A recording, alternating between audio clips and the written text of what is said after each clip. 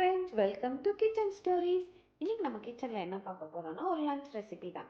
இன்னைக்கு நம்ம லஞ்ச் என்னதுன்னா பாலக்கீரை கடையலும் வெண்டைக்காய் பொரியலும். இப்போ பாலக்கீரை கடையல் செய்கிறதுக்கு என்னென்ன பொருட்கள் தேவைன்னு பார்த்துடலாம். பாலக்கீரை ஒரு கட்டு, சின்ன வெங்காயம் ஒரு 20, பூண்டு 5லிருந்து 6, ஜீரகம் 1 டேபிள் ஸ்பூன், பச்சை மிளகாய் 3.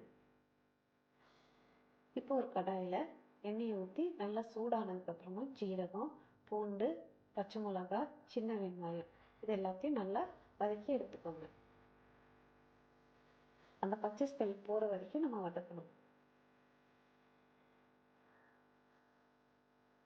நல்லா வதங்கினதுக்கப்புறமா நம்ம கீரையை சேர்த்துக்கலாம். கீரை நல்லா வெந்து வதங்கினதுக்கப்புறமா கொஞ்சம் லைட்டாக தண்ணி விடும். அந்த நேரத்தில் நம்ம உப்பை சேர்த்து இறக்கி எடுத்துக்கலாம். நல்லா ஆறுனதுக்கப்புறமா ஒரு மிக்ஸி ஜாரில் இது எல்லாத்தையும் சேர்த்து அரைச்சி எடுத்துக்கோங்க.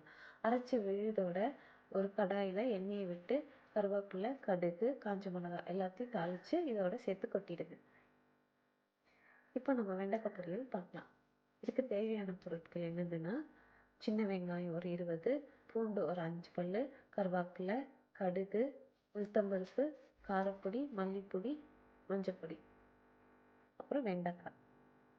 இப்போ ஒரு கடாயில் எண்ணெயை விட்டு கடுகு, உளுத்தம்பருப்பு, கருவேப்பிலை, சின்ன வெங்காயம், பூண்டு எல்லாத்தையும் போட்டு நல்லா வதக்கிடுங்க. நல்லா வதங்கினதுக்கப்புறம் வெண்டைக்காயையும் சேர்த்து வதக்கிடுங்க. அந்த வழுவழுப்பு இருக்கும், அது போனதுக்கப்புறமா உப்பு போடுங்க. முன்னாடியே உப்பு போட்டிங்கன்னா அந்த வழுவழுப்பு தன்மை இன்னும் அதிகமாக இருக்கும்.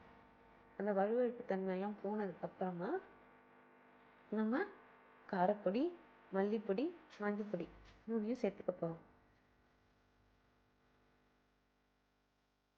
இப்போ அதெல்லாம் போயிடுச்சு, எல்லாத்தையும் சேர்த்தாச்சு. இப்போ நமக்கு சுவையான வெண்டைக்காய் பொரியல் தயார். நீங்களும் இதை உங்கள் வீட்டில் செஞ்சு பார்த்துட்டு எப்படி இருந்ததுன்னு சொல்லுங்கள். இந்த ரெசிபி உங்களுக்கு பிடிச்சிருந்ததுன்னா லைக் பண்ணி ஷேர் பண்ணுங்கள். எங்கள் சேனலை சப்ஸ்கிரைப் பண்ணுங்கள். தேங்க்யூ.